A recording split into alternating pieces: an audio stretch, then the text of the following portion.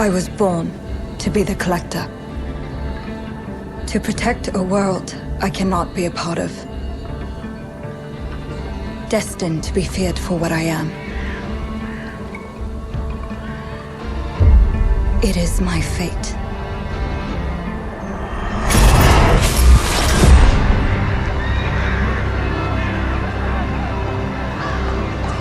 I have devoted my life to facing them. Those granted the power to raise souls. Those corrupted by their gifts.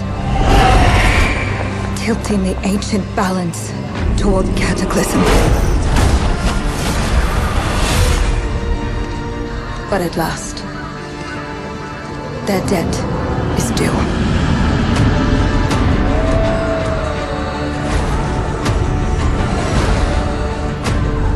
Every choice, every breath has led me to this moment. As the moon bears witness, I take the first step. My time has come. I am ready.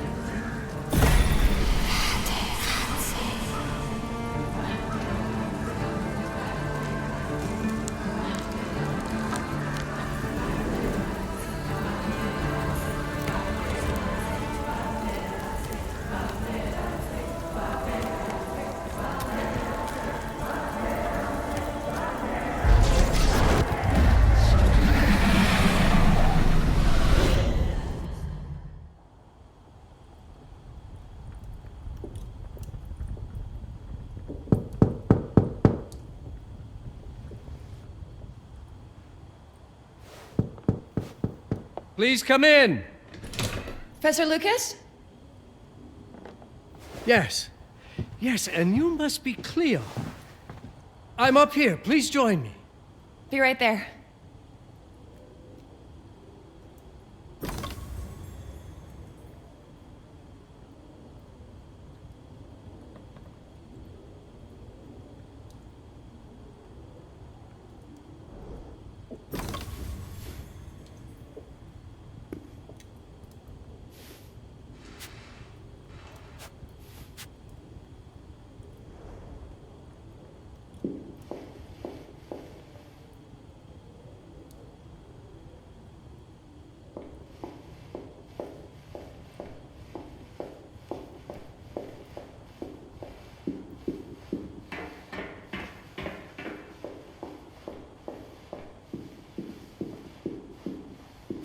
Pleased to meet you, Professor Lucas.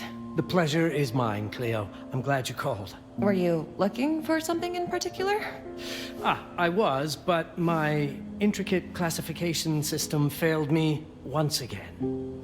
You know, this is the exact spot where I met your father for the first time. Really? Yes, he was looking for essays on Rembrandt and other Dutch masters. His arms were brimming with books. He could barely see in front of himself. That sounds like my father. Yes. I recognized myself in his eagerness to learn. The same eagerness that brings you here, I suppose. Oh. Yes. I have the letter he gave me. Could you have a look? Absolutely. Let's go to my desk. So how's my dear friend Aaron? You called my father a friend. Of course. He never talked about you before giving me the letter. I was devastated when he told me about his condition. I'm sorry, Cleo. He told you? When? I saw him about a year ago. He warned me that you were going to call when you were ready. Oh. I guess he told you a lot. Not much more. He is a very private person, as you know.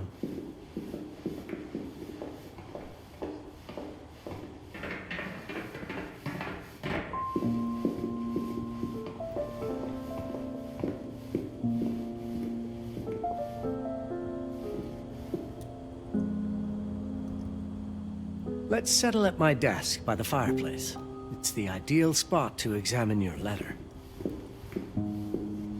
Now, let's see that intriguing letter. I can't read past the first line my father wrote. And then there's this last part at the end. Both are in English, but everything else is... I was hoping you could help me. I've never seen anything like this before. The writing seems to be hidden behind some sort of veil, and there's movement in it. It's like something organic. You're absolutely right. I've only seen this once before. I have a 300-year-old manuscript that has the same protective layer, which means that this letter is from the Zandaris tribe. Zandaris? Yes. It's a very ancient tribe. I wonder how your father got this letter. Can you decipher it? I'm afraid I can't.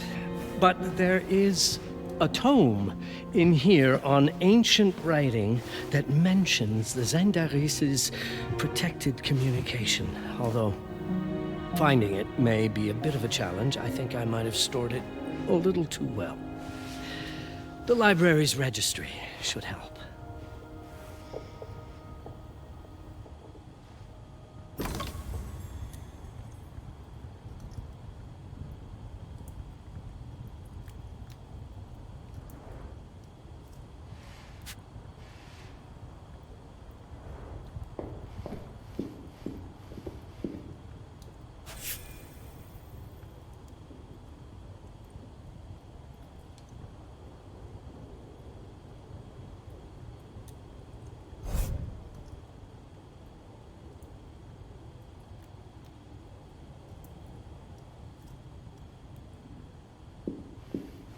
Have you checked the ancient writing system section? The library's registry might help. It's right there in the center.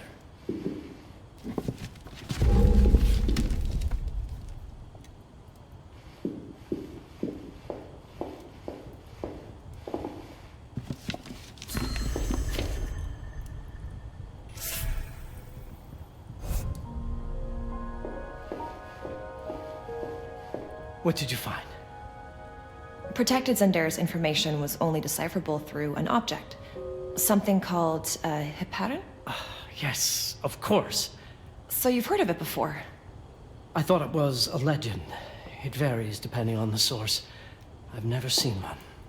They said it appears as something unremarkable. I wonder, has your father ever given you something other than the letter? Something like a key or a pendant? He gave this to me when I was a child. But I don't think it has anything to do with... Fascinating. I don't see how this could help us decipher a language. Doesn't hurt to try.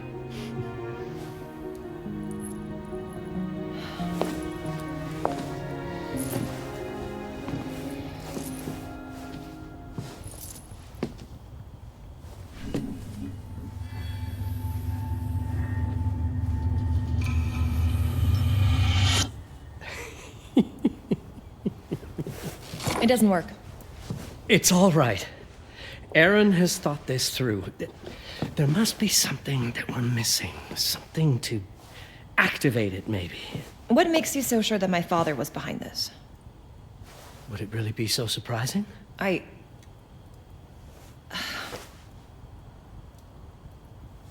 just wish he had told me more before he... I understand, but this is his way to do so. Aaron made sure that we would meet in this very room. He's a brilliant man. None of this is coincidence. Have a look around. See if there's anything that piques your interest. Something only you could notice? Did you know that my father donated a bust of Rembrandt to this school? I didn't. I'm afraid to say I never paid much attention to their donors. That must mean something, right? I know he loves this school, but... I'd say follow that lead. There's a section in this library dedicated to Rembrandt.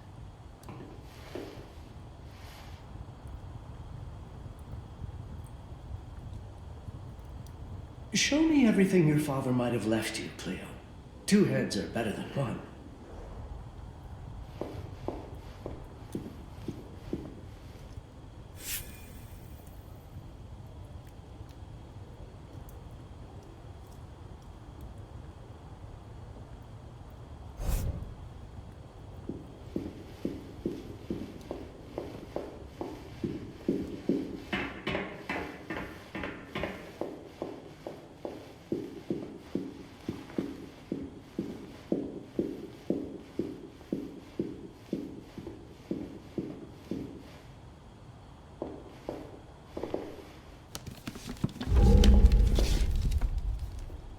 If Aaron did leave us something, it wouldn't be surprising if it tied back to Rembrandt in one way or another.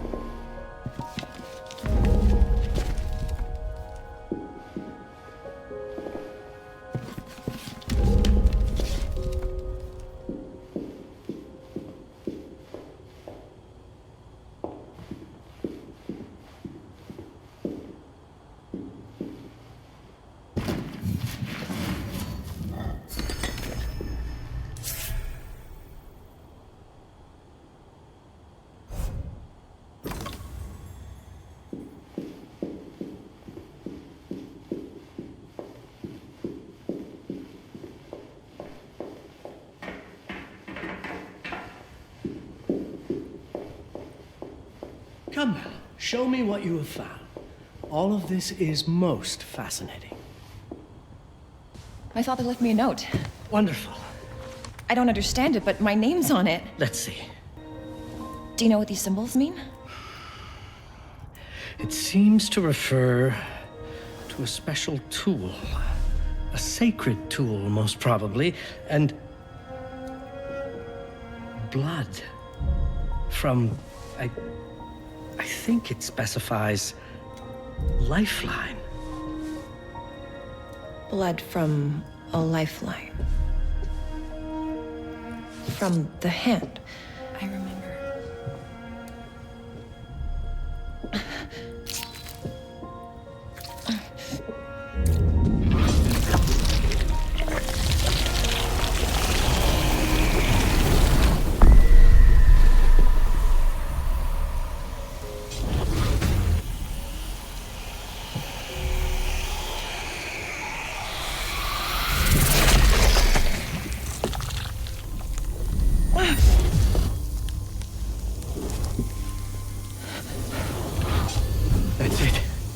That's the Hiparan. Aim it at the letter.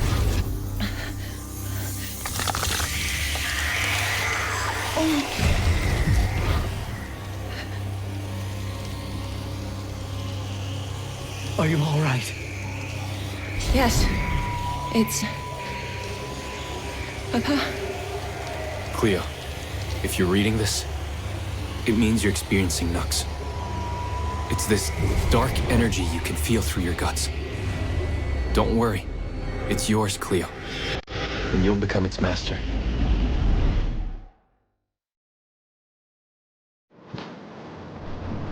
You're my daughter, Mabel, and I love you deeply.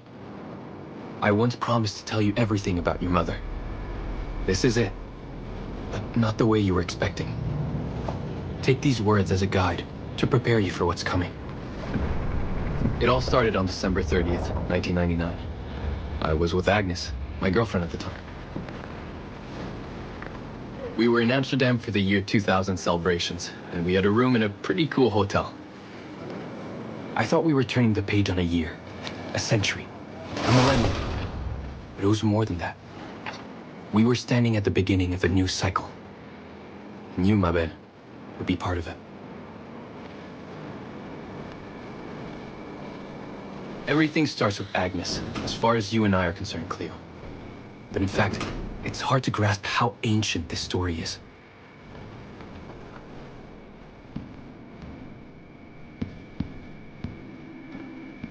Agnes was different. An old soul, yet joyful, always surprised by life. From the very beginning, it felt as though she already knew me. It was awesome. Agnes had planned something for us in our room that night. Some of her belongings had already been delivered. Ancient artifacts. I was fascinated.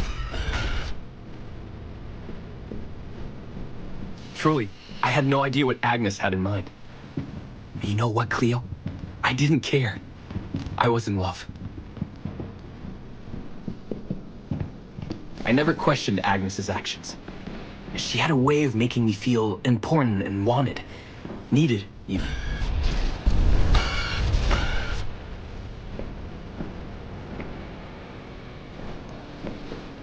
As we walked to her room, I felt a new kind of excitement. Impossible to describe. I didn't yet know I was about to lose my grip on reality. As you'll see, Mabel, losing my grip on reality is an understatement. The truth is, I never had a grip on anything at all. The closer we got, the more something stirred in my veins. Nothing unpleasant. More as though the city's canals were running through my body.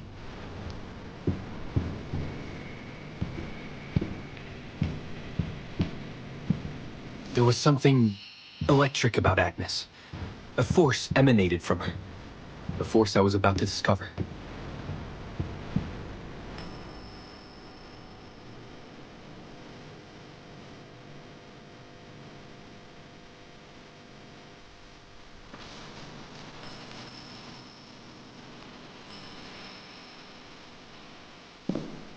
All in all, what awaited me in that room never felt threatening, Cleo.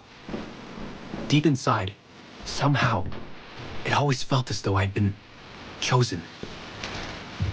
Agnes went directly to the bathroom to put on her magic touch, she said. She didn't need any, in my view. And she was being literal, I guess.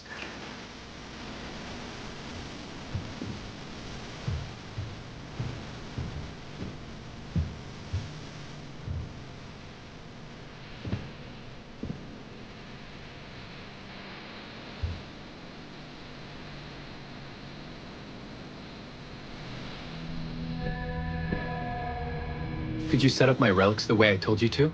She asked from the bathroom. I had to rummage through a chest, a shelf, even her bag to find those things of hers. So old they were.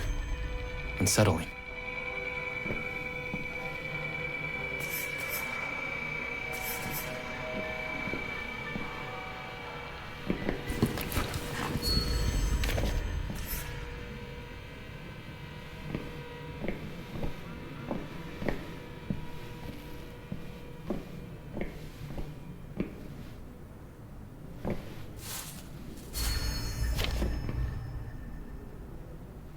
Did all my mirrors get installed?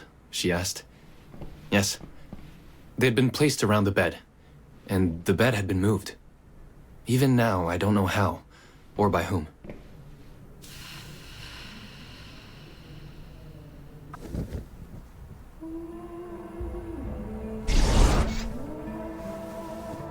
When everything was ready as Agnes requested, she came out of the bathroom.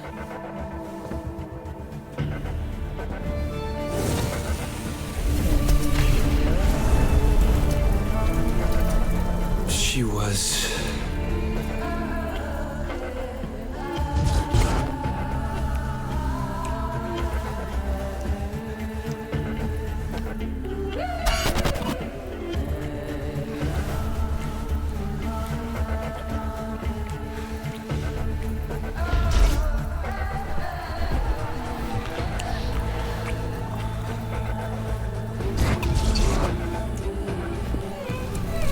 no words to describe what followed Cleo. It felt ethereal until I lost the thread.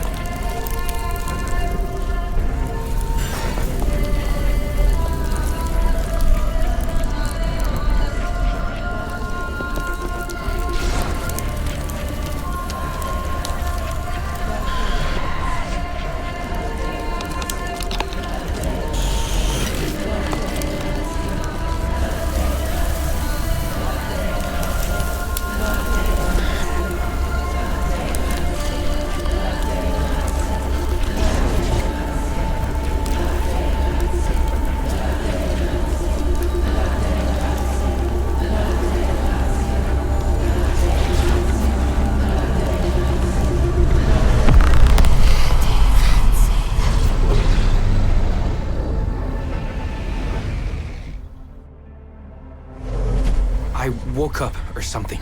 I'm still not sure. I was a cat, Cleo. Yes, you read that well. I was a cat. The room was like in a nightmare. Agnes was floating, literally, and seemed frozen in time. Of course, I thought I was dreaming, but not for long. It was too real somehow. I could feel the fur on my body.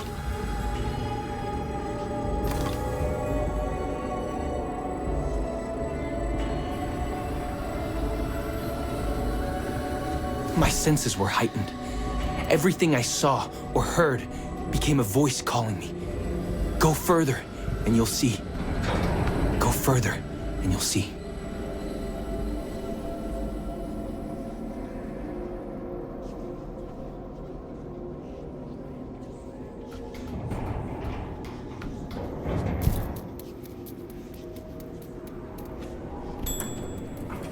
The further I went, the more real my sensations became. Yet the world around me felt increasingly surreal. It was scary, disturbing. But something was definitely calling to me, from what seemed to be the other side.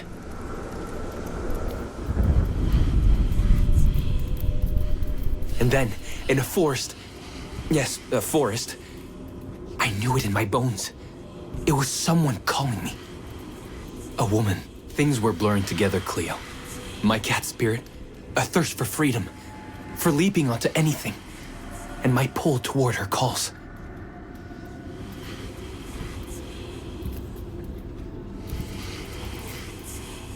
And I saw her, frozen in time, like Agnes in the room. And my cat spirit again, a need to size her up.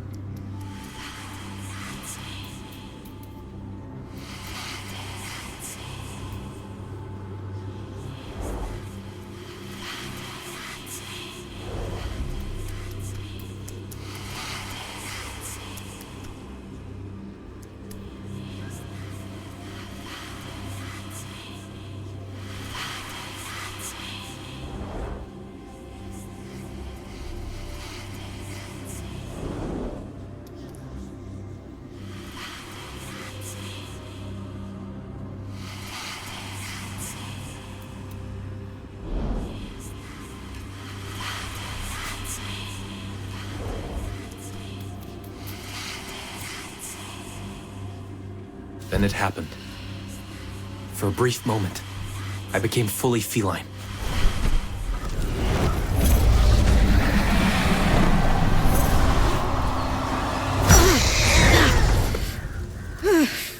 Welcome, Patrice. Welcome, Aaron. Aaron? You know my name? We talk?